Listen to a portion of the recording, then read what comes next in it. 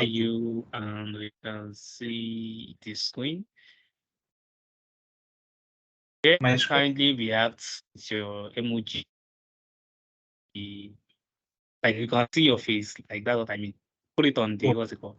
Put it on the chat if you can hear him because I can hear him clearly and I can see him too. So I will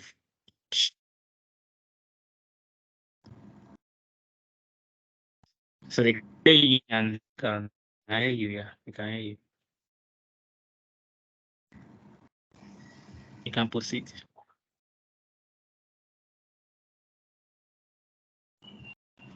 I'm sharing my screen now. So I need some inputs. Can you see my screen?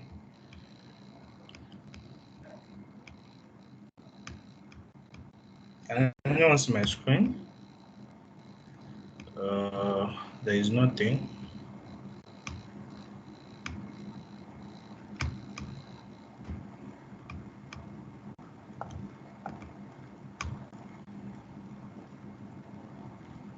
Okay. So then let's go ahead since everyone can see my screen. So welcome everyone to today's journey. Like Muba introduced me, my name is Abdullah. I'm the team lead for the analytics and reporting department at On Point Limited. So I work at an organization called On Point Limited. And so once again, welcome everyone to this journey of unlocking the secrets to business success through the power of cross-selling. And today we'll be embarking on a quest to discover the art of solving business problems and making astute decisions that can transform your strategies into triumphs. And in this masterclass, we'll delve into the world of cross-selling in particular, a skill that holds a very, very tangible key to maximizing your customer base and revenue. And think of it like this, whereby you have a puzzle in front of you, and each piece of this puzzle represents a unique challenge for your business. And then how do you assemble these different pieces in a way that not only resolves these challenges, but also moves your company forward? And the answer basically lies in the strategic power of cross-selling. And it's a concept that transcends more than just sales tactics. And in the next hour or two, we'll we'll deep dive into the mysteries of cross-selling, breaking it down into its simplest components and revealing how it can reshape your decision thinking and basically your decision thinking. I would explore practical techniques to identify opportunities whereby you can use for cross-selling and also give you 2 or 3 examples of organizations that currently use cross-selling to maximize their revenue stream. So I would want this to be a bit interactive, and so I would prefer if everyone could unmute their mics. I'm not sure this is possible.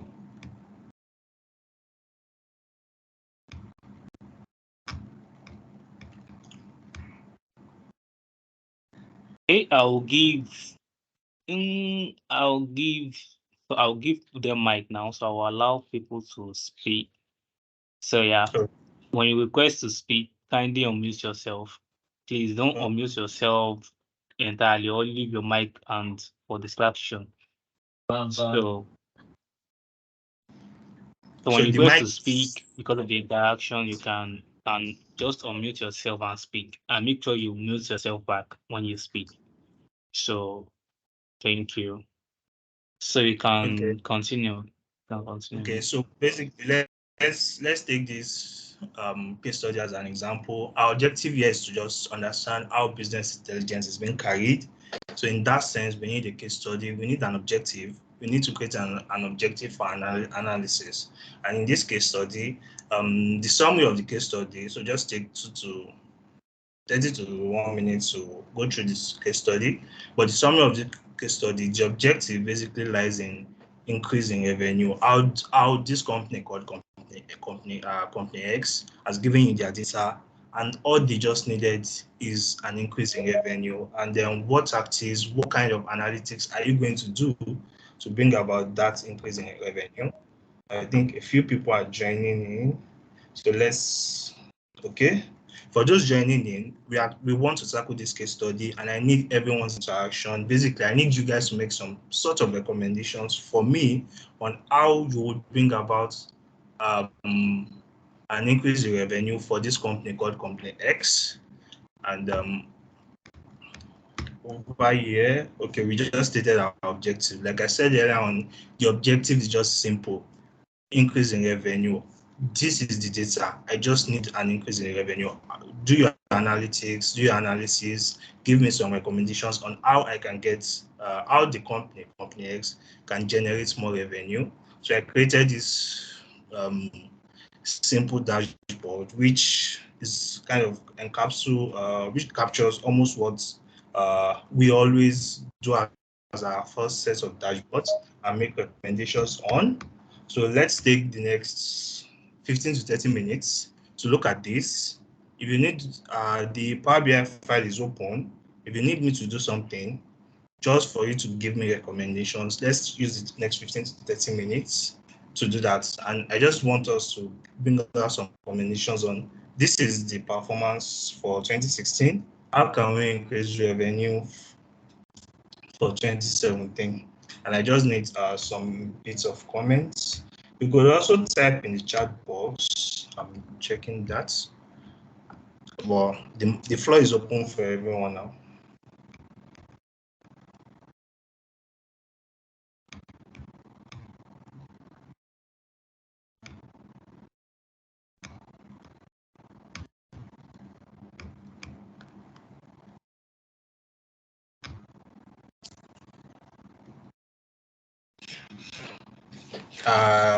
Is anyone making a recommendation?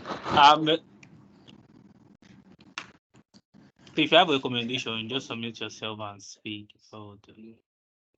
So what's the question again before I move on? So maybe I should start from myself. So we have this dashboard that everyone is seeing, and the data analyst, the organization has entrusted you with the task of analyze their data and bring out some recommendations on how we can increase revenue for the next financial year. So what should they do? What needs to be done for basic revenue increase?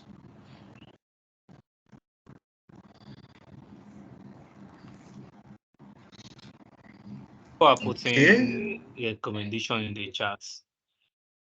Okay, I'm saying it. So for those that want to see the case study, it's just something simple. This is the case study. Are they doing? But the objective of the case study is revenue increase. How do we achieve revenue increase?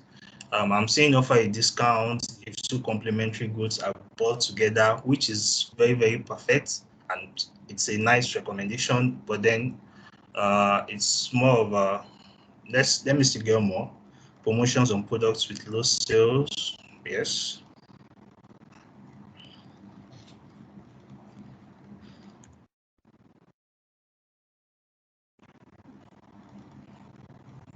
Or let me rephrase my question. So what would you recommend as a data analyst? Yeah, that's more specific. What would you, saying that you've created to increase revenue? So like you said, promotions on product with low sales, because say Marshmallow has the lowest sales over this period, almost the same as Candy. So promotions, a very, very good idea also, but it's just two people. I think someone else. So I really want to spend a minimum of 15 minutes over here before we move ahead. Anyone else?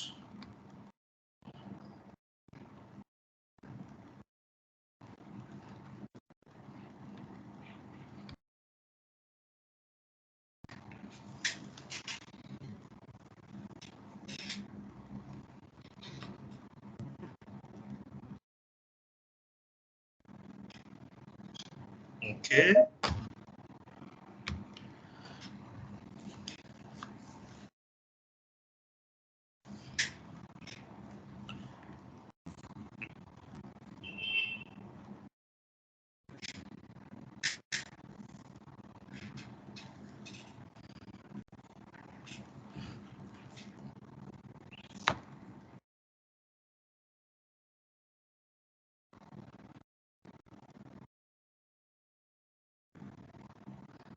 I think so. One is 725.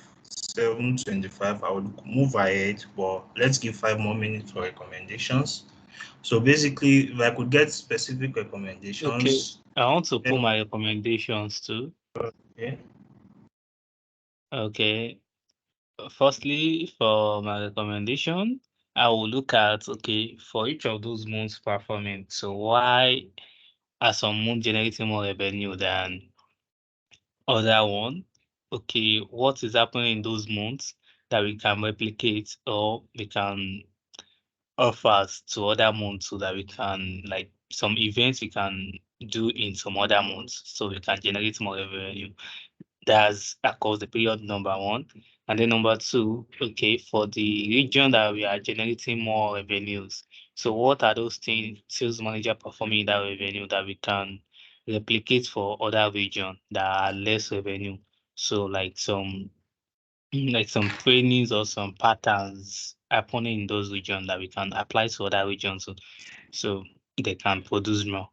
That's my second recommendation. So yeah. And for the yeah, that's my recommendation for now to save time. Okay. Okay, just to save for saving time purposes. So the whole idea of this small exercise is just to drive home just one single point. When it comes to analytics, in order to achieve a single objective, you can do multiple things, and that's the whole idea of your data analysis. So it's not a generic thing. Let me going by the comments. Going by the comment, the first comment said, offer a discount if two complementary goods are bought together. To an extent, the first comment by Adejoke falls in line in my strategy of achieving more revenue, whereby discounts and identifying complementary goods, and which is what the cost selling is basically all about. And like Mubar also said, you could identify why there are certain performances in certain months, and then why in certain regions they are not replicating these performances, and then find the disconnection and maybe probably try to replicate. But the whole idea is this: we are all trying to get to let's say we are all trying to get to Abuja. Someone could take a flight, someone could take a train, even though there's no train yet, but that's a possible route. You could leg it, or you could take a bus. Some could take a Sienna, some could take whichever mode of transport we decide to take. But we are all trying to achieve the same objective, and that's the whole point of analysis. Like, there is literally no one way works. Multiple ways can get you to the same objective. Promotions, the comments on promotions on products still speaks to why some goods might be certain regions. Probably they are promoting that particular product well compared to other regions, and those are the disparities whereby we then start to look, oh, why is this not performing here? Why is this performing here? And then we'll do a compare and contrast. Okay, let's replicate what is working in one region and in the other. But for today, we will be looking at the whole idea of cross-selling and upselling. So I'm more of a person of use your final bus stop, use your end goal to chart up a plan for your analytics. And from our objective earlier on, we said our main objective or our only objective is revenue growth. And one way we could achieve revenue growth is cross-selling and upselling. And upselling is basically a business approach that offers enhanced versions or premium alternatives of a product or services. So it's more like the same product, but you are offering probably a better spec. So someone comes to buy probably iPhone X, while the person is there. Oh, why? So I'm not so familiar with gadgets that much, but iPhone X, why the person is still trying to check the iPhone X, or your salesperson goes to meet that person. Oh, this is okay. You are trying to get the iPhone X for camera purpose. Okay, the camera is very, very sharp. Oh, your salesperson then goes to meet that person. Oh, why not purchase iPhone 14 because it has a long-lasting battery, better than the iPhone X. The camera is better. This and this are better than the iPhone X. Then that means the person then spends more money. So if someone is spending more money, so if iPhone X costs 500,000, if the person takes 500,000 or is with his card to the shop, his only intention is spending that particular amount. But because the salesperson has pushed the has tried to convince the person on the benefit a higher product as over what their intention is, and they could see that benefit, they then spend more money. And if they're spending more money, it automatically translates to more revenue.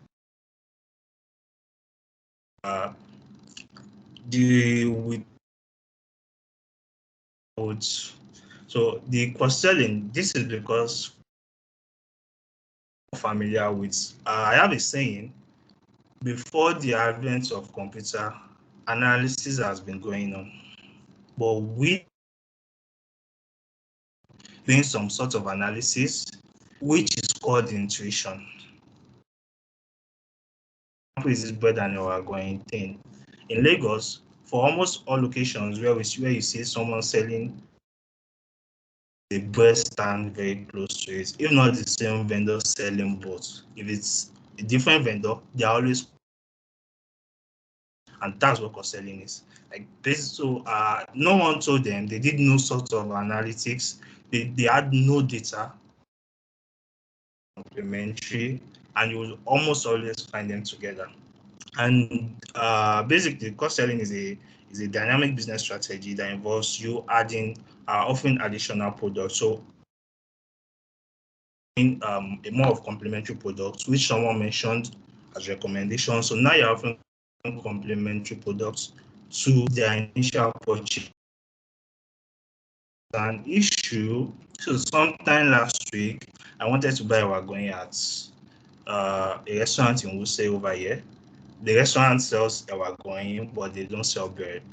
So now I then needed to drive to where I'll get bread, then drive to the restaurant to get wagon.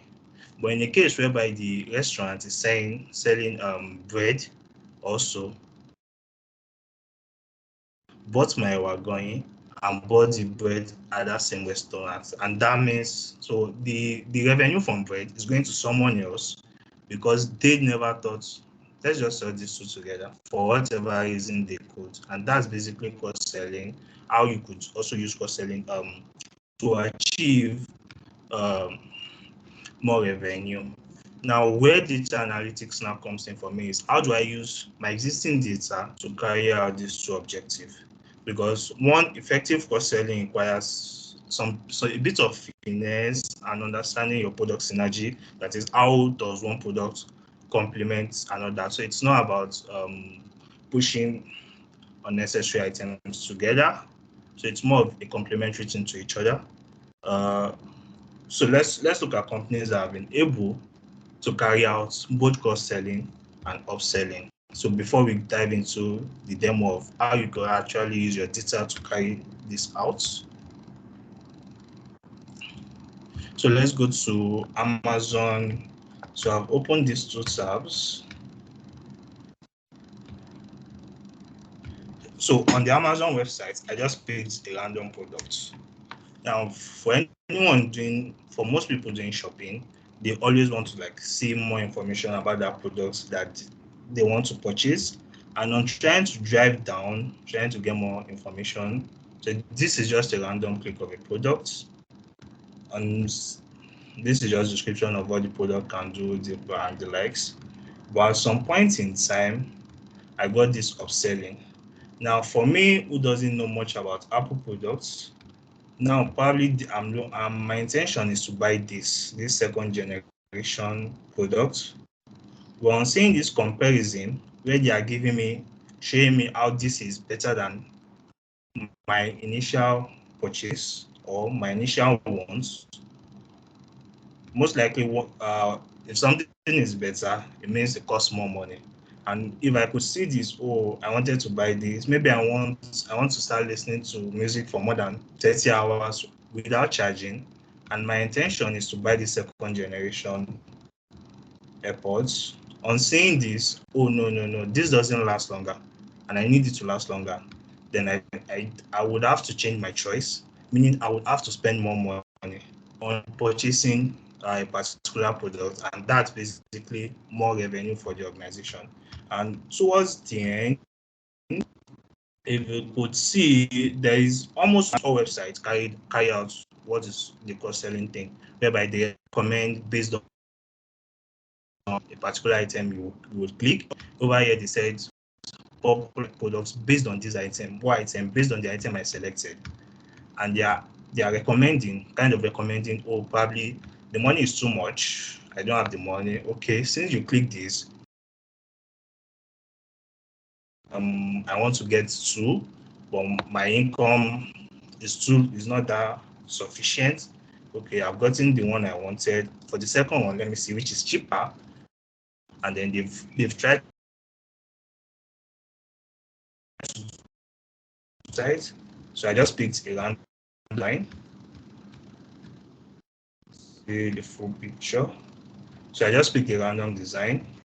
And on scrolling down, based on this design that I've picked, they said you might also like. So if for example, when I click this design, I saw the costs. I don't have 22 euros. Is it pounds? I don't have 22. So let me check something else. But rather than going back, they still did some sort of cross selling. Oh, you like this, then you should probably like this set of uh wares. Or it could even be an instance of, oh, I bought bonds, seeing these, oh, these are also nice. Let me get them also. Meaning it could be a change of choice, or it could even be buying more things. And that's literally what the idea of upselling and cross-selling leads to. Eventually, it leads to the both lead to revenue generation, and that's that. Let's okay. So although I have a demo report, but before I go into how you could do your cross-selling and upselling in Power BI, this is a kind of like a Power BI class. My approach to analytics is always have an insight in goal. Then your data should always be, how do I get to that end goal? What can lead me? So it's not your analysis should your data will tell you what is happening, why you are going there. If your data says otherwise, you don't say otherwise. You say what your data actually says. Kind of like what the MBS is doing right now. The actual data is saying otherwise, but because they want to push a particular narrative, the methodology has been changed, and which is kind of like wrong. So it's always helpful you have an insight and go, this is how I want to achieve revenue generation. Oh, okay. Let's see. Go into your data. What's Hello, AbdulAzeez. Hello. go ahead. Yeah. I Okay, can hear are you. you controlling your screen because it's still on the browser, like the Amazon page? Wow. Okay. Let me So share. I thought okay. Let me share.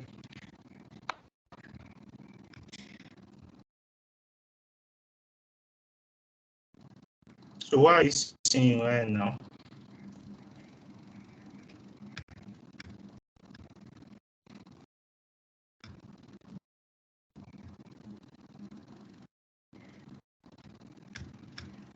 Okay. I think there is an issue over here. 1 minute.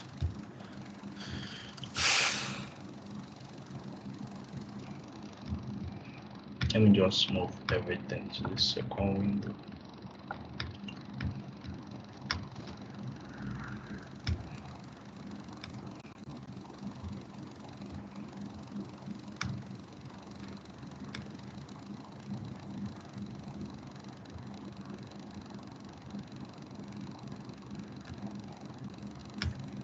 How Okay. about now? What can you guys see?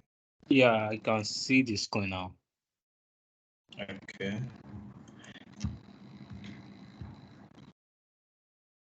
So initially, I just wanted us to the PowerPoint was just for us to go through the technicalities, who has done it, and how successful, and why for them to still be doing this thing. That means it is producing results. If things are not producing results, trust me, they will have changed our tactics. So they were going. I think we all saw the PowerPoints, which was the course selling. The whole idea of analytics has been existent, has been in. I was seeing the demo reports. So what are you guys saying now? No, it is a network or it is a network. Anyone.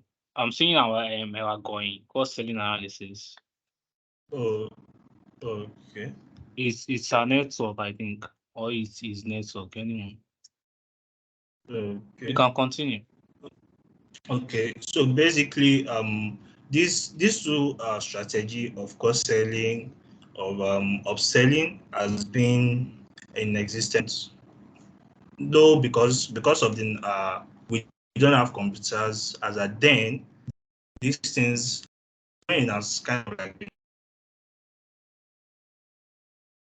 these are literally even in your everyday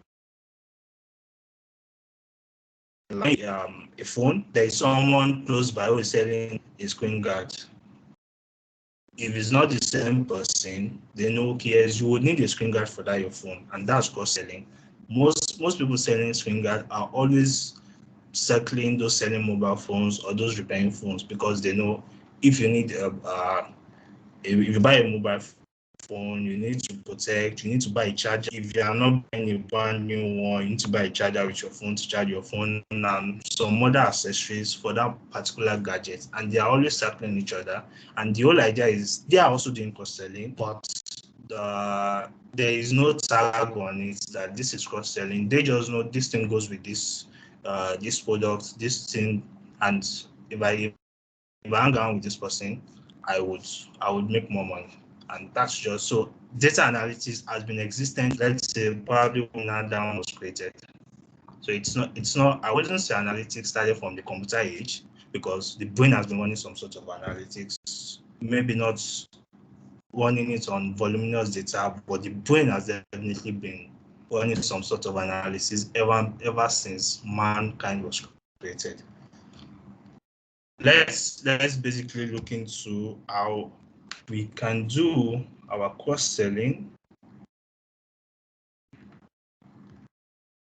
in Power BI. So it's going to be some sort of walkthrough. So like I said earlier on, two strategies that will be in ensuring there is more revenue. There's revenue growth. Is the act of cross selling, and I first need to identify what can I cross sell together. Because this is an abstract data, I have next to zero knowledge of the synergy of the products. So I can't really say which products goes with which products. So I can't say an European would not know where going goes with bread, or unless they've seen someone mixing it together. And there are certain foodstuffs where we ourselves don't even know they go with each other until probably when I got to AU, there's something called, it still looks so absurd to me, but it's something a lot of people did. But before I got to AU, I never knew was not a ritualist food. But it became normal when I got to AU. Spaghetti, while mixing beans with spaghetti. So that those kind of synergy, because I don't have the knowledge of it's an abstract data, but the way I could console is now this: what are people buying together? So if people are buying phone and charger together, so I should know that for every person that is buying phone in that organization, the salesperson and the checkpoints should always recommend the charger to that, because data already shows that everybody that is buying phone is buying charger, and that's how you could actually identify. So it's not so. Although synergy is also plays a part, your customers, your audience, your paying customers might act in a different way than expected. And that's what data is supposed to show you. Okay, yes, we know where we're going, it goes with bread, but let's say our customers are not using where we're going with bread. They are probably using something else. Then we have to find a way to cross-sell with what they are purchasing. So those that then do those combinations, we can then now recommend those other products to them. So in this data model, it's just basically simple, nothing complicated. So I have a customer list, just a customer name, distribution channel. My products list is just the name of the product. It's nothing. Then regions, just our location data. Then we have our sales table. This is where I just created my data model. Nothing complicated. And that's so I have created this for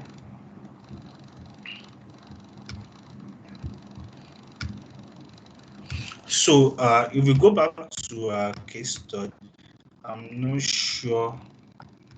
Can you see my PowerPoint at the moment?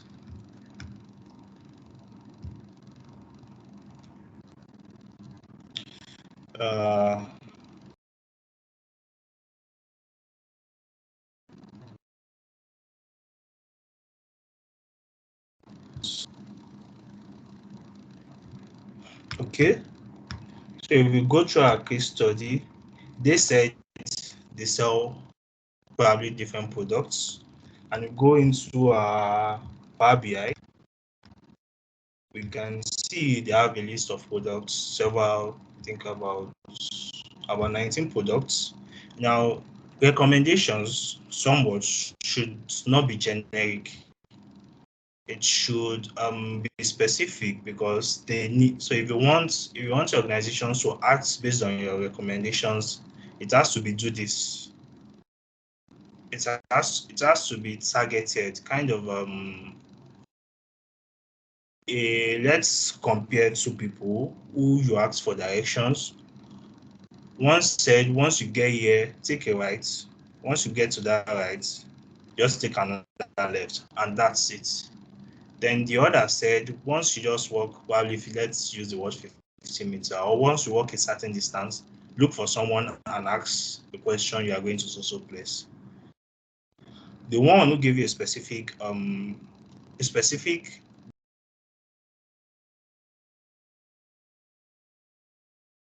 down is the direction whereby you have to go to a certain distance. Then you ask someone to so place.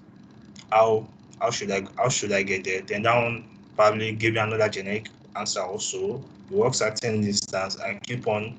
And that's why among all these our products, we need to now pick. We can't just cross-sell everything, because one, strategies consumes not just time, it consumes money. So and if you are going to make a recommendation, it has to be generic, kind of. So let's go through samples of recommendation that was given in the chat. So Adejoke said she should offer discounts if two complementary goods are bought together. Now the issue there is this. Now, on what question would be this: what two complementary goods are we focusing our energy on? What kind of discounts are we focusing our energy on?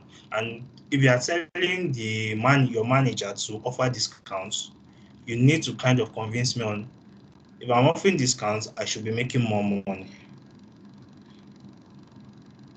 So there needs to be some sort of projection in terms of revenue.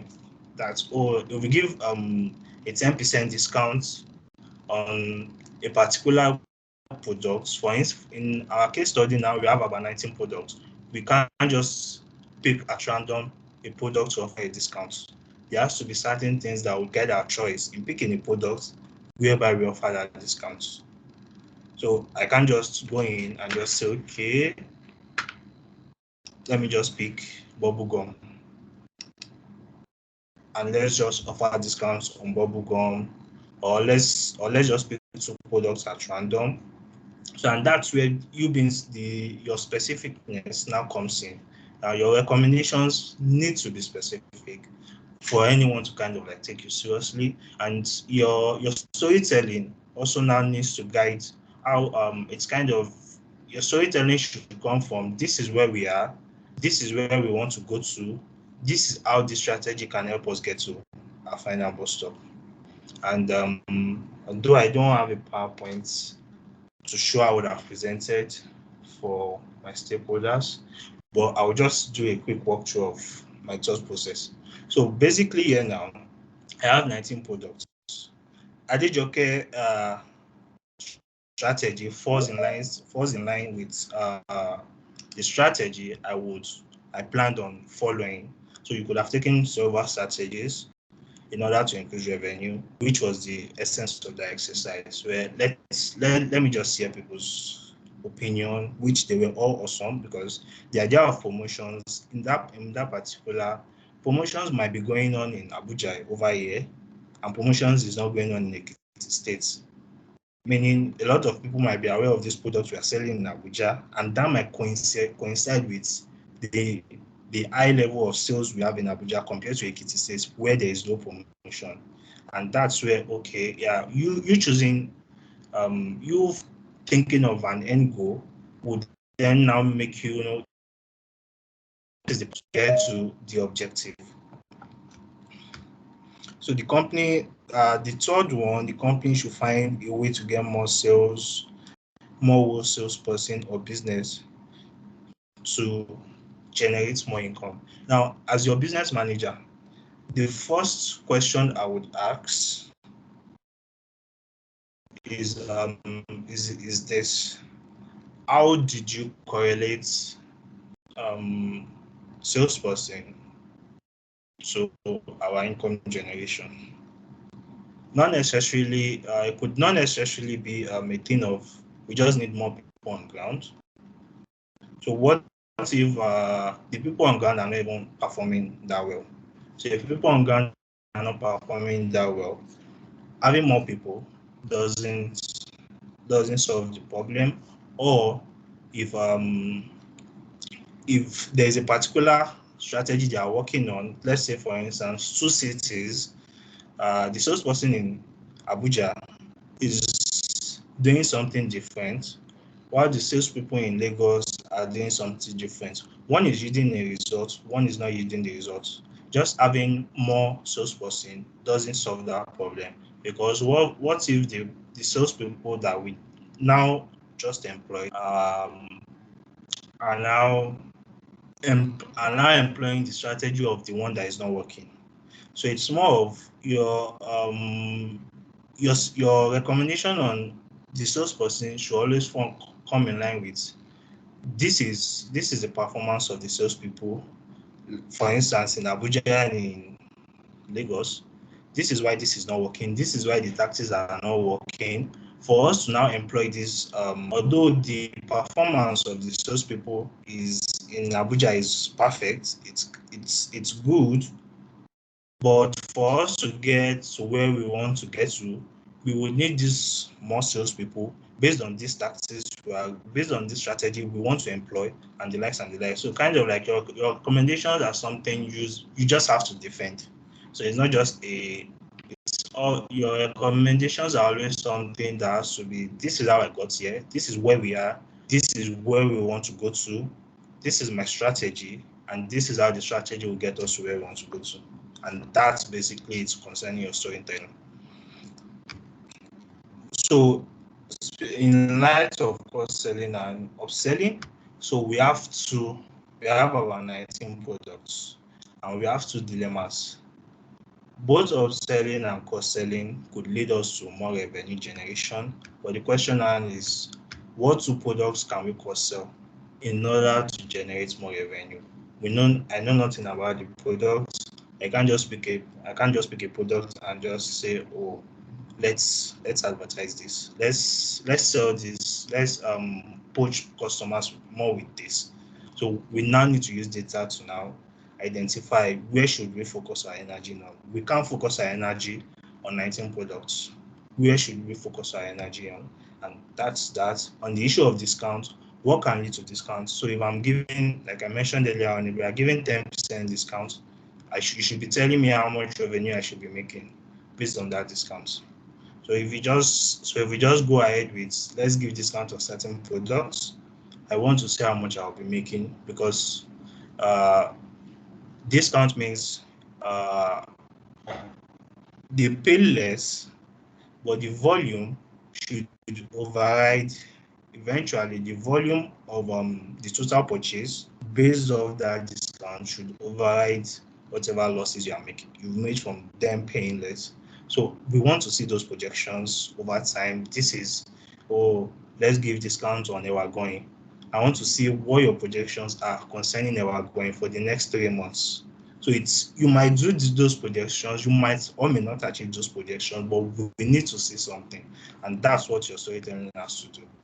If you don't show your manager something on, okay, let's give a discount, there is no convince, so why should I give a discount? Why are you telling me?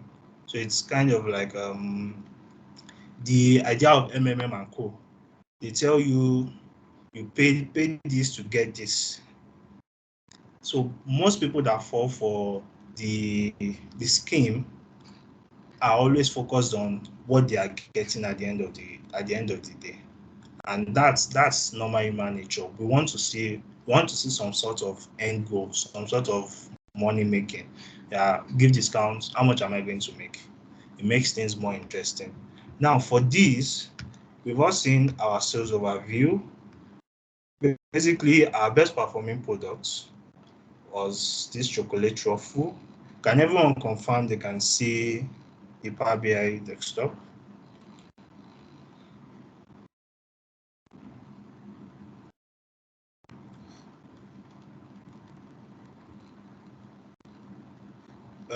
Can you see the Power BI desktop?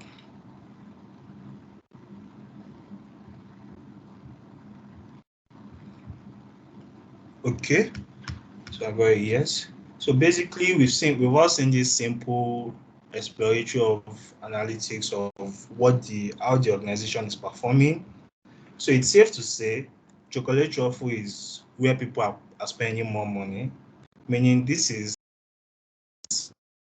chocolate truffle, nougats, Turkish delight, and the likes. Now there are two ways I could go about this. One, I could focus in a particular region, or I just focus on the whole organization as a whole. Now, if we dive through each region, my best performing product still remains the same thing. I think there's still next to no change. Yeah, my top three still remains the same thing across all regions. So meaning, people are coming multiple times to make these purchases of these three products. Now, in terms of cross-selling, I could sell more things together with these three to this particular set of people. So if someone is purchasing this, let's do a quick number of orders. Let's do a quick table. Let me find a short space over here. So let's get a small table.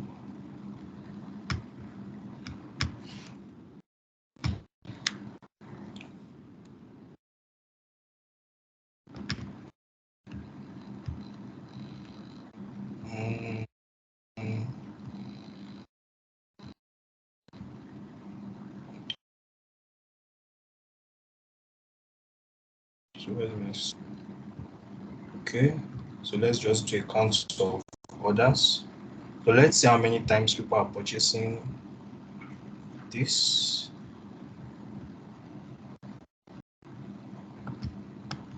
Oh, why is it white country? Values.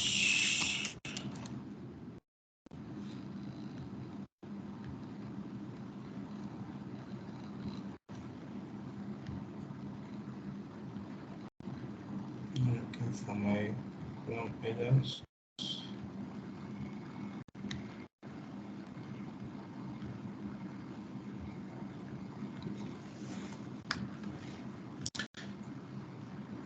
So going by this, chocolate truffle. We have about 140 orders for this particular chocolate truffle. So what this is telling me is this: there are about 140 opportunities within this time period, 1st of January to 30th of December 2016, to offer additional products to this set of that a minimum of 140 different times, whereby our salesperson would have offered a different product in combination of this chocolate truffle that was bought, or probably a better product, or some kind of discounts that was done for them to buy more. So, and that's where the issue of discounts can come in. So on that, so let's go to our cost selling. So for me, in order to identify which products to focus on, I would have deployed my key influencer. That is what's influencing my my increase in sales, and that's what this key influencer is speaking to. And for me, this would have been the first chat in my PowerPoint. That is, you guys want to increase revenue. These are the things causing an increase in revenue. Based on this key influencer, these are the things causing an increase in revenue. Now, the next question to my managers would then be, or for my managers would then be, how can we use these things that we are seeing that has been the major factor for the increase in revenue over the period? How can we use it to our benefits? And like we saw from our chart, we said chocolate truffle, nougat, and Turkish delights. Those top three, I would just focus on top three, because like I said, strategy consumes not just time and money. So you can't just do a magnanimous strategy. A drill down strategy works better. So for me, I would have focused on those three. And based on just my exploratory analysis, I see these three products provide more opportunities for me to sell more things. Now, for this, I think let's deal with upselling first. So because I can't really say, I have very little idea of the products because it's an abstract data. So in order to sell more in terms of upselling, what I could have done was the issue of discounts. So we've identified chocolate truffle, we've identified nougat, and we have identified, I think, Turkish delight or something. Now my next thing is, if we are giving a certain discount on a product, what revenue should we be making? And so let's start with chocolate truffle. So for this, I've created, so this is basically scenario analysis. In Power BI is what you have, as I said, in Power BI. In Power BI is your scenario analysis. In Excel, it's your what if analysis, and does that. Well, what if this is this? What would happen based on current performance? So, and in this case, we are saying,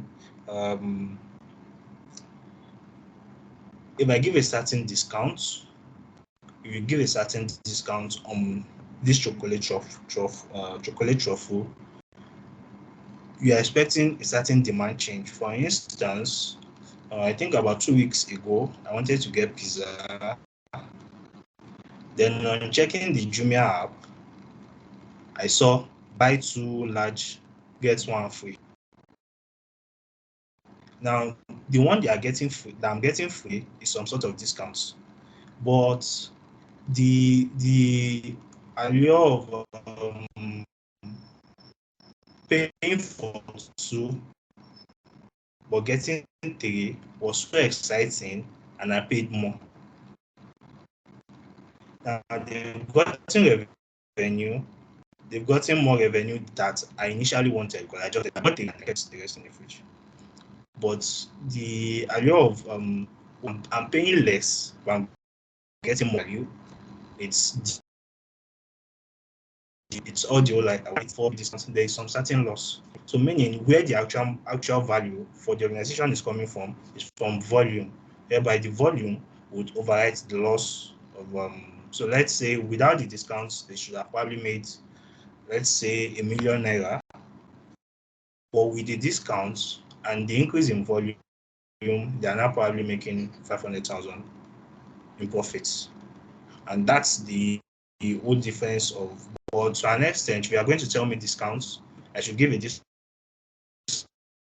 I need to see some kind of projections on what you think performance will be.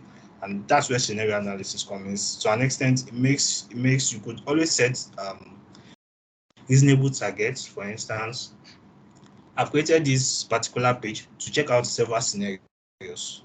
What would happen if we do this? What would happen? To just run through several scenarios. So it's not just that's the whole idea of analytics.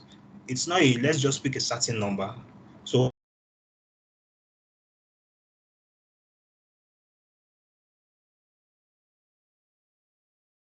don't just wake up and say, let's just give 20% discounts. What would happen? What do you think? Even you yourself, you would want to know, okay, if I give it 20% discounts as at today, by December, how much money should I be making? You would want to see those kind of projection. And then this is why this scenario analysis is so perfect, because it helps based on certain parameters you've imbibed in your model. So in this case, I'm just focusing on discount and demand change. If I'm giving discounts, I'm expecting people to buy more. They gave me discount of buy two get one free. I didn't, instead of buying one and that's done, I bought two and got one free. So meaning I've contributed more in terms of volume. Overall pay on my own end, I paid less, but in terms of volume, I've contributed more than I initially would have. And so you want to run those multiple scenarios on which is the perfect discount to give. Giving discount is even an entire job on its own, because you need to identify what kind of discounts, what amount of discounts it's more benefit, it's achievable. So in this case, so I don't want to dwell on too much time. So let's say a 50% increase in demand. It's not just tasking, because you are saying at least that's a 50% of increase in the number of times people are purchasing a particular product, which is in our case chocolate truffle. It's still a demand forecast where you could see, but how achievable is that? Whenever it's really like it's a very high KPI in actual reality. So let's just look at probably a 10% increase in demand.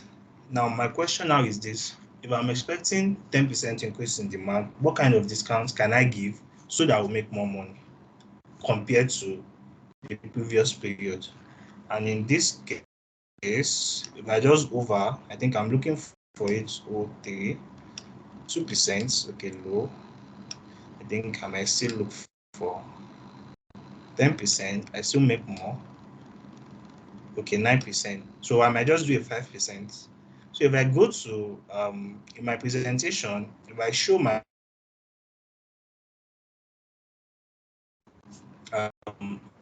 discount on this particular products, and we are expecting a 10% increase in purchases, we should make, I think, about 36,000.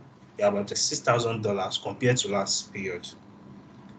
Now, in terms of this, because your manager is already saying value, I mean instant value on your idea of discounts. So they are telling me, oh, let's do this discount. I'm expecting that's a $60,000 increase. It's oh, this is the strategy, this is the value. So it's kind of like a strategic value kind of thing. It's a strategy value relationship. So it's always best if whoever you are presenting to, your managers, your boss, your CEO, is saying some sort of value from your strategy. This is what I'm recommending. This is the value it could bring for us. So if I'm recommending 5% discount on this particular chocolate truffle going forward, I'm saying we should have about 30 something thousand increase in revenue. So is this increase in revenue profitable?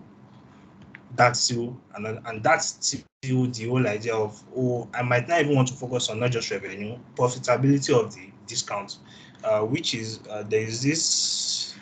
Let me look for it. So sadly, this particular data set doesn't have cost included. So I've gotten so deep into it before I realized it doesn't have a cost. I'm trying to let me come up with this. Let's see this.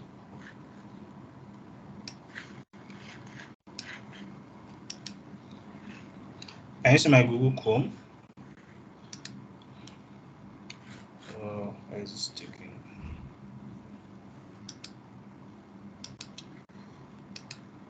Okay. So what do you say? AbdulAzeez? No, I just want you to be sure you are seeing my browser. No, you're not seeing. I'm not seeing your browser.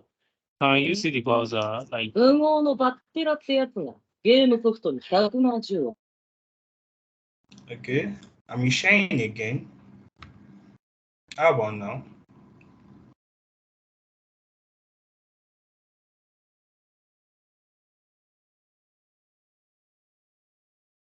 Is it visible? see loading.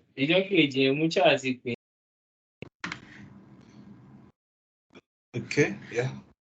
So I got a yes. So in this particular scenario that I just built over here, so my focus is not just on revenue. My focus is saying, is this discount and the eventual outcome, is it profitable? So if we made for instance, let's we go can't over see it. your screen. I got a yes from someone. Can anyone confirm if they can see my screen? Aside Victoria.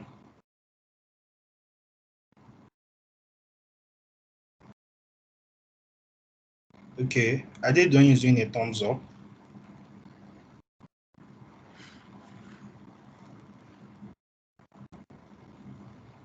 So the screen I'm referring to is my browser that has the year 2019, 2018, 2019, where I could switch.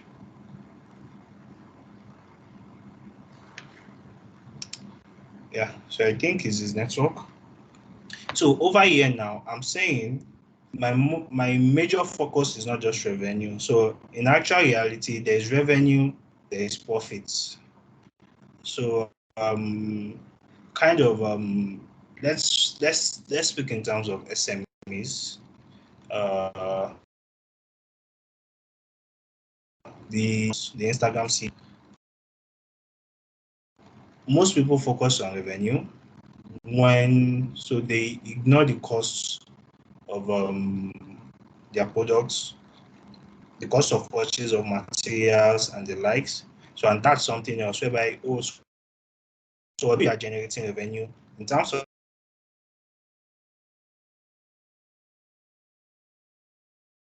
profitability. So this particular scenario is not dealing with, even though I'm making more sales, so let me just focus on a particular product. Let me just pick one at random, 96.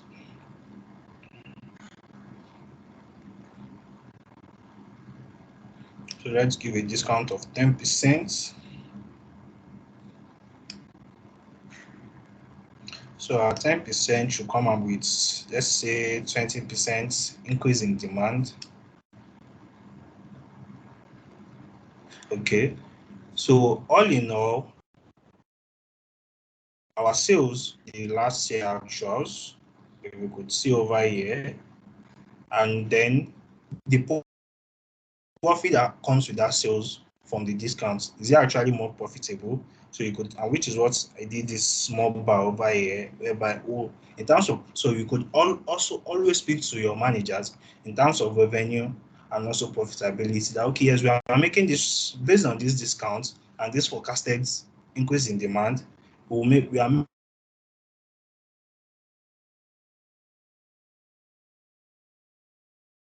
have been this certain amount. So based on 10% discount, 20% increase in demand on products 96, I'm telling my manager I'm expecting a profit of 276,000, which is about 38,000 more compared to the last year per profit gotten from this product 96.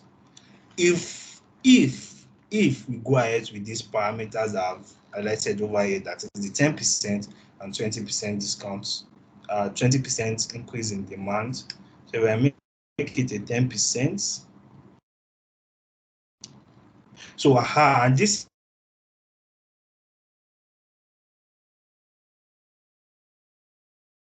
of profitability over here, we are seeing the difference in sales and the actuals, last year actuals, and my forecast is almost, they are really very close because the lines are even almost on top of each other. But eventually, in terms of, we could say there's really no change when it comes to 10%, 10%. But in terms of profitability, we saw the change.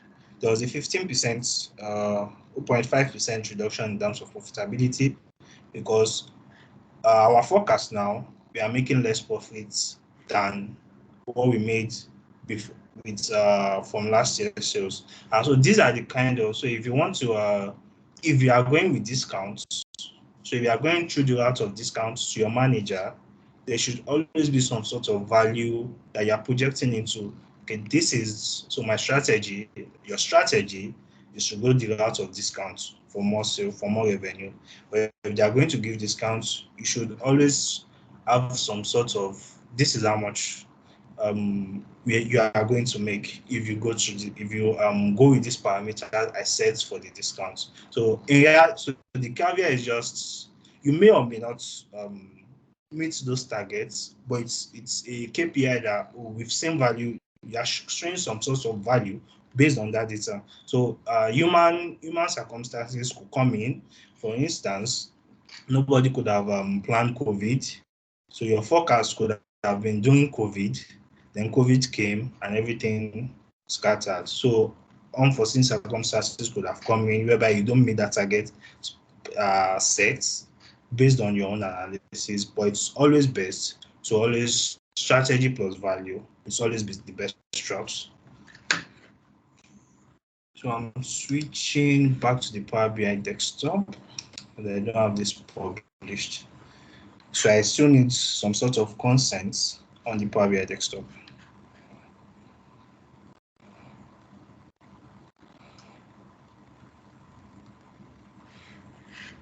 So let me know if anyone can see the Power BI desktop or I need to share because I'm switching between multiple tabs. So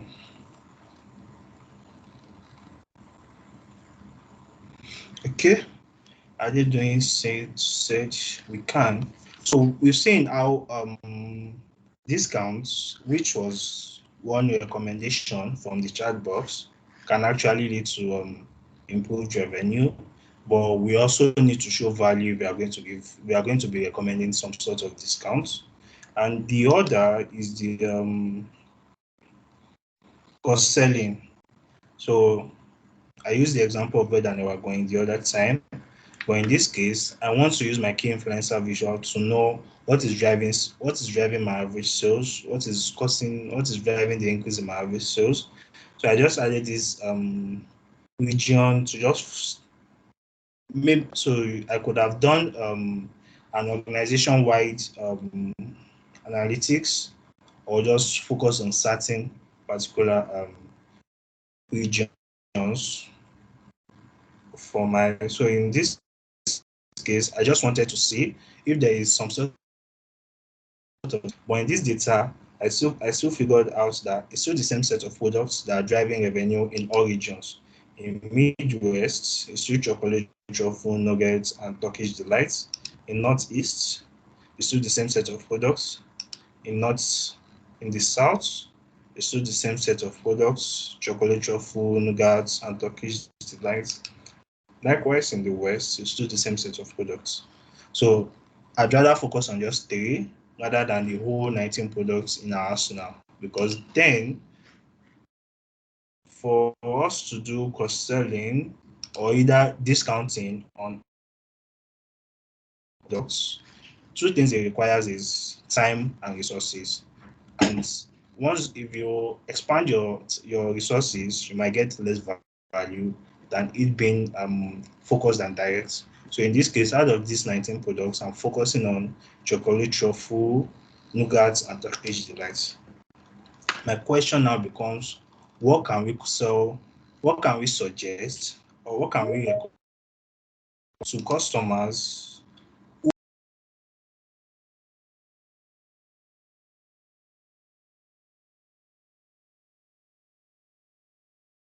region, so we make more money? Because someone buys chocolate truffle and is buying, going to make additional money. And so I did.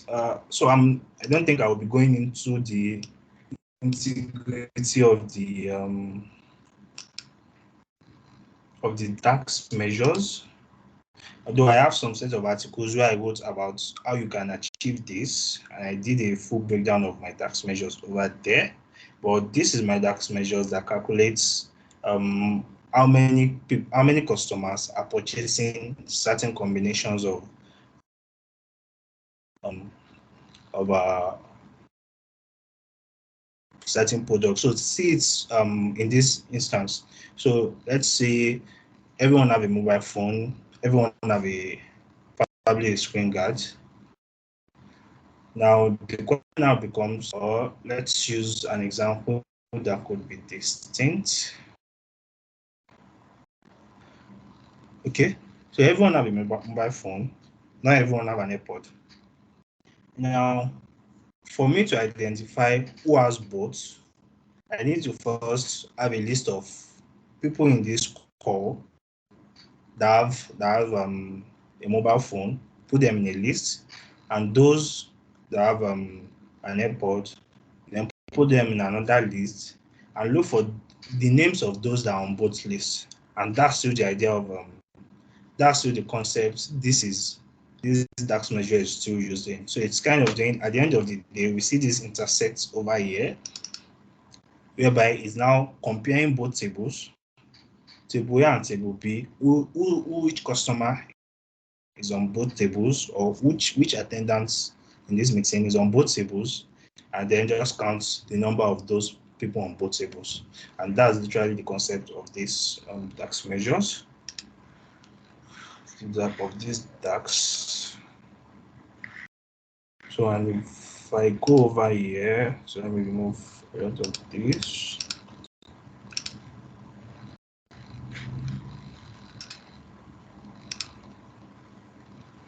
So personally, I just did a ranking of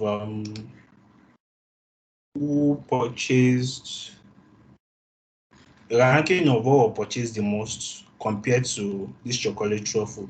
So let's just do some sort of comparison. I'm trying to find my, yeah, it's one. Okay, I think this should be constant or true. Now let's just look at this set of this table in particular and just focus on chocolate truffle. Chocolate truffle. Now over here, 34 people, 34 individuals purchased this chocolate truffle. Just 34 individuals. And out of these 34 individuals, 31 out of them purchased these nuggets. Now, if 31 out of, I think that's over 90%. So meaning this is something, those 3 customers that didn't purchase these nuggets, we could have just suggested, the salesperson could have just did some sort of sales poaching, or try to sell this particular product, because if 31 out of 34 is buying this, if 31 out of 34 people who bought chocolate truffle are buying these nuggets, then that's something we could actually sell to the rest. So in a case where probably it's a thing of 1,000, but because it's a sample data, so it's not that broad. But this is basically how you then identify which it's a you have to kind of maintain a synergy between product synergy and customer behavior. So although you have an idea of what product works perfect with another product, your customer might be behaving differently. In that case, it could be an anomaly or it could not be. It could be not. You can deep dive if it's an anomaly, but if it's not, then that tells you there is a reason why those customers are purchasing that particular combination, which is why I gave the example of spaghetti in OAU. Before I went to AU, I never heard of anything called spaghetti. But once I got indoctrinated into AU, spaghetti became a normal thing. So for any OAU students, it's not an anomaly. For the world, it may be an anomaly, and that's where we now say your bias. So your bias of your knowledge of synergy should not manipulate what the data is saying. So if the data is saying this is what the customers are buying together, that's what the customers are buying together.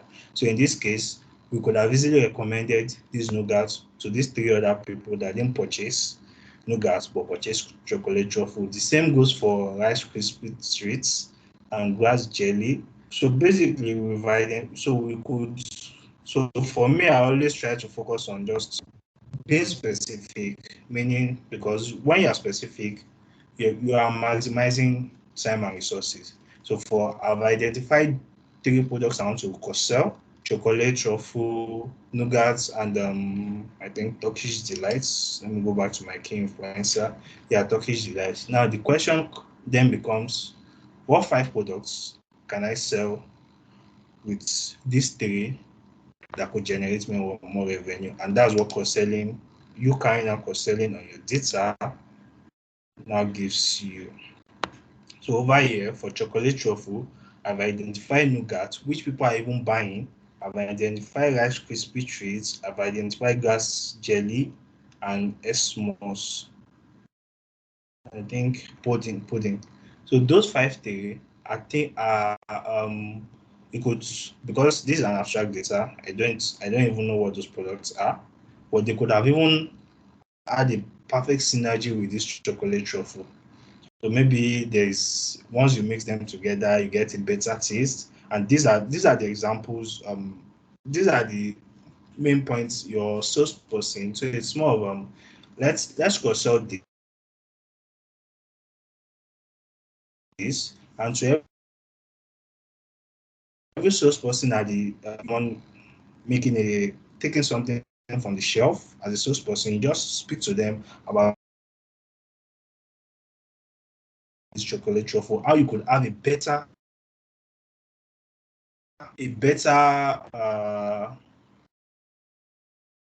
what's the English for this? The English escaped my mind, sorry. So, but how you could have had a better time mixing that chocolate truffle with your pudding or chocolate truffle with your nougat. So that's one cross-selling point that we would have recommended if we were speaking to the company X. The other one was nougats, and we could see even chocolate truffle, which is one of the products that is driving the increase in sales based on the current data, is cross-selling with nougats that is driving an increase in sales also, because our 3 products are driving the increase in sales based on our key influencers, our chocolate truffle, nougat, Turkish delight. Meaning, whoever bought chocolate truffle, we could have suggested this nougat to that person. Whoever bought nougat, we could have suggested chocolate truffle to that person. So for those customers that just bought chocolate truffle and didn't buy nougat, that's potential revenue lost, because data already shows us that a lot of those who are buying one are buying the other. And if I go to nougats, I'm definitely sure I'll see chocolate truffle. And you could see over here for chocolate truffle, for nougats, chocolate truffle is at rank 4, because for nougats, for those that are buying nougats, you could see over here 41 people bought nougats. 41 sets of customers bought nougat, but only 33 out of these 41 are buying Rice Krispie. Meaning you have about 8 customers who we could have sold Rice Krispie treats. Maybe nougat is some sort of soup or something. Oh, this soup goes well with this Rice Krispie treats. This soup nougat goes well with Esmos, and it's so that's where we are now redirecting our salesperson to be efficient. So don't just be random. We are now bringing some sort of efficiency into our sales strategy with the cross selling. That is, we are seeing people at the counter in ShopRite. There is something that I think in every ShopRite mall where you go, you would always find some sort of chocolates at the checking points, at the payment booths. Because one, to an extent, is some sort of cross-selling. Cross-selling is not just suggestion. It could even be aligning products side by side. So if it's not a salesperson thing, it could have been, the shelf where we have nougats, the next shelf, Rice Krispie treats should be there. And we are then playing on psychology of the person, of the customer. Because I think everyone over here have either gone to the markets and bought something they had no intention of buying, or because I had no intention of buying this thing, but now that I saw it, let me buy it. So that could be another way for us to deploy our cross selling. So it's not a straight up your salesperson. It could also be the way you arrange your products shelf by shelf. So someone who is buying, which was why I use the Ewagoin example, you would always find someone who is selling bread and someone who is selling Ewagoin in Lagos within a 2-meter radius of each other, because they know once you get your bread, once you get your Ewagoin, most people prefer to mix it with bread, even if you don't. But because the bread is looking nice, it's looking hot, fresh agege bread, no, don't let me use plantain. Let me buy bread. Meaning your the bread seller have then played on your subconscious mind. So we could always also use that as a strategy, or deploy that in our strategy of increasing revenue. So I think the last one, which is Turkish Delight, and you could see Turkish Delight even sells well with nougat. So meaning for those 41 customers that actually bought nougat, we could have sold Turkish Delight also to them. But in this case, we are seeing 29 people bought Turkish Delight within this time period. If I increase the time frame, let me see. Okay, because it's an abstract data. I just stick to our 1 year.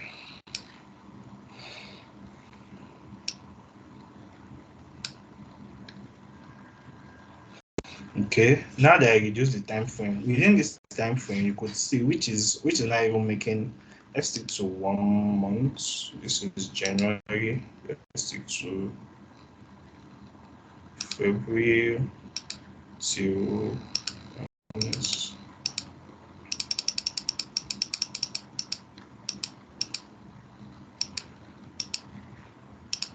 December. Okay, time frame. I'm trying to get a distinct difference. So April 22. Okay, still not that difference. But let's say a 2 months period. Let's do a 2 months period. Okay, yeah, I think this difference is still a bit for a 2 months period. So now what we are saying is this: for those customers, 32 different people bought Turkish Delight. We could have the next shelf, if it's a mall or a supermarket, the next shelf beside Turkish Delight could have been chocolate bar. So we then play on the subconscious mind of the customer, whereby, for whatever reason they love Turkish Delights, people are buying chocolate bar also with it. So let's just put them side by side. So whoever picks this, subconsciously, psychology is playing in, who then pick chocolate bar, meaning they then spend more money and this spending more money automatically leads to more revenue for that particular organization. And that's so for me, if I would be doing a presentation, first you have to show your performance. I would have to show my performance of my products. Two, what's driving my an increase in the average increase in sales. I've identified those three products. Then I'm moving it either to my cross selling or my upselling. Now, if I'm moving to upselling, I'm speaking to this was the performance last period. If we are giving 5% discounts, 10% demand change, this is the performance I'm expecting about the 30,000, 36,000 increase, or let's say I'm expecting a 20%. I want to send a high, I want to have a very, very high KPI. I'm expecting a 20% increase based on my 5% discount on chocolate truffle. This is the performance this is the revenue we should be targeting for this particular period in terms of chocolate truffle. I change and then I show coders for all other products what discounts we could see. Even for nougat, the actuals last year compared to our scenario, Turkish Delight, same thing. So a 5% discount and 20% increase in demand basically automatically leads to an increase in revenue for all those three products. So then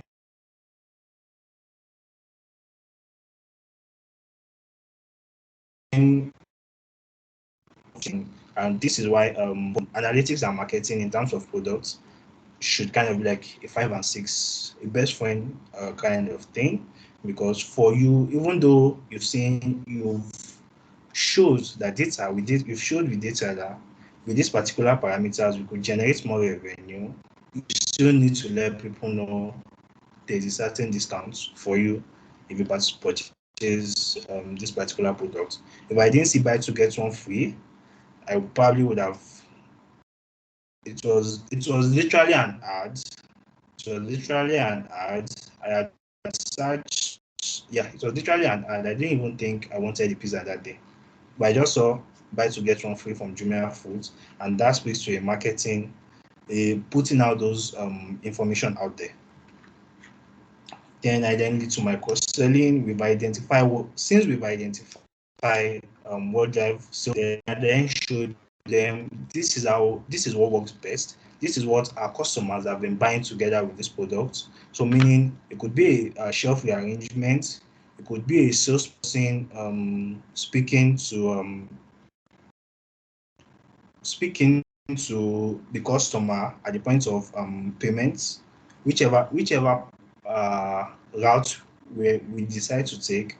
But this is how this product combination can lead to, because we could automatically already seeing a deficiency, because if 32 people bought chocolate delight, Turkish delight, let's say Turkish delight is about 20,000 naira. No, let's say chocolate buys about 20,000 naira. Now 32 people bought Turkish delight, but only 23 out of these 33 bought chocolate bar, meaning we've potentially lost about 180,000 on 9 sets of customers who could have also bought those chocolate bar with the Turkish delight they bought, and that's potential revenue lost, kind of like an opportunity forgone. In economics, the cost of whatever you purchase is the actual cost is the cost of what you forgo. So in this case, we've lost potential 180. We might not even get the 9 customers to get them to buy the chocolate bar, but if we get a 5 out of 9, that's still additional revenue. Even a 1 out of 9 is still an additional revenue, and that's how I would have told my story on. This is where we are. This is the current sales. This is the current revenue we are generating. this is how my strategy will get you to this revenue that I'm projecting it to get. And then we take question and answer from our stakeholders. So, and I think, so on that note, I would be entertaining question and answers. Is he here? Is Mobile here?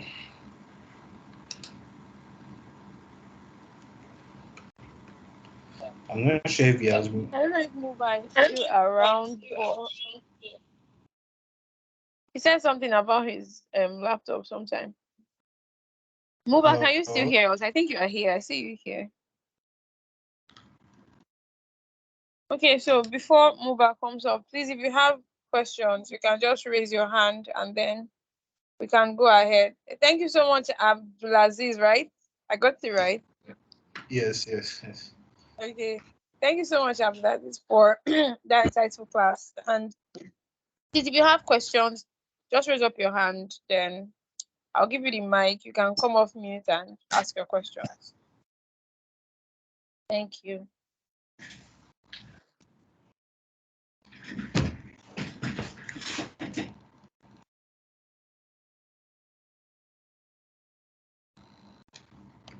Does it mean that we understand everything and we don't have questions?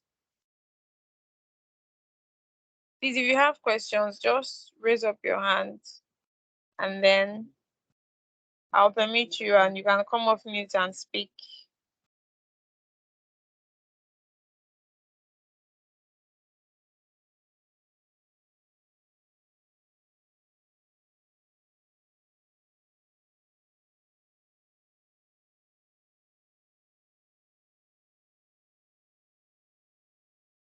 So we have Adedoyin, Akinshemoyin, we have Chukunonsombo, we have Chenyan, we have Adejoke, we have Oluwatomi Alape, we have Victoria. Does any of us not have questions? Kingsley Erupe was here just now, but I think he excused himself or network kicked him out. Do we understand everything? Please, if you have questions, go ahead and ask. Or if we don't have, we can just let. Or somebody said everything was very technical. I don't know if that's a question, but it doesn't sound like one. So is there any place that you got lost that you don't understand? I'm trying to see who that person is. Adedoyin, I feel like I need to go and digest again. Yes, and come back with questions. I feel you. Yeah, I think so too. When I saw that long dax, I was like, oh my God. So anybody else? The session is being recorded, so you can always go back, watch through the videos, note down your questions.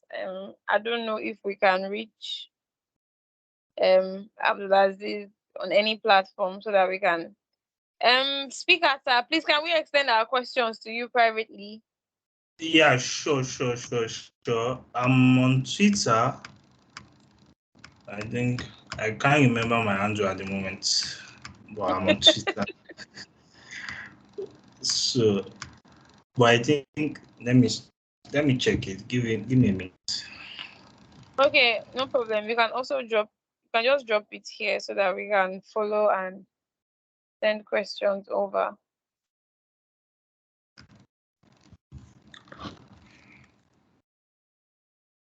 Mobile is not here. I want to know if we can come to the end of today's class since we obviously do not have questions.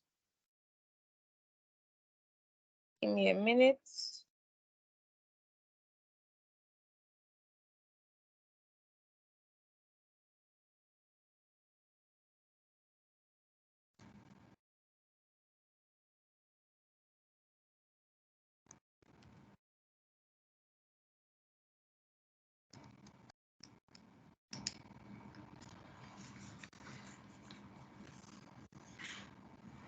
Okay, so our speaker just dropped his handle, so you can always follow and then I don't know if it's okay to say send a DM, but because I know his DM might be choked now, but if we have questions, I believe we can. Is it okay to send to your DM?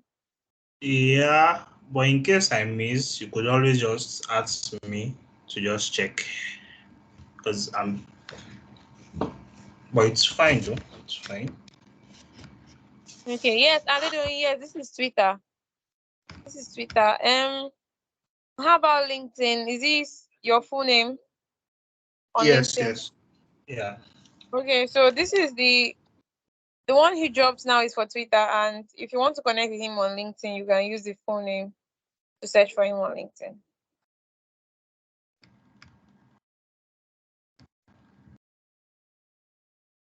Okay, I believe we don't have questions, and Muba is not here right now. I'm here, Faith. I'm here, Faith. I'm here. Okay, yeah. Okay, yeah. Yeah, here. We've been looking for you since.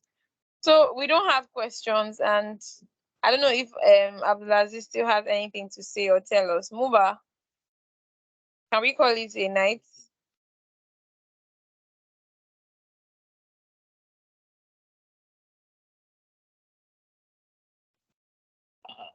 Since there is no question here,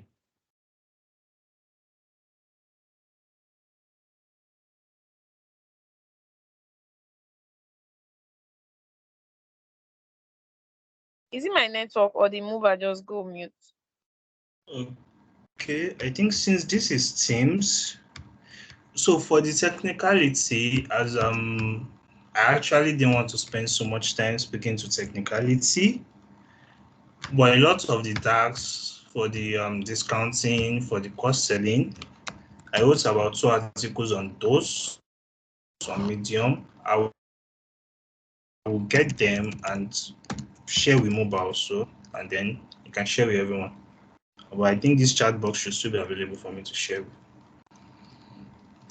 Yes, that would be really, really helpful. Thank you so much for being so thoughtful. Please share with Muba. Oh yes, by all means, you can share on the chat. You can still share on the chat, and then everybody will have access. Thank you so much for being that thoughtful. And any other resource that you think would also be helpful regarding to Power BI and DAX, wherever, you can also help us, and just link them on the chat, and we'll be happy to chew them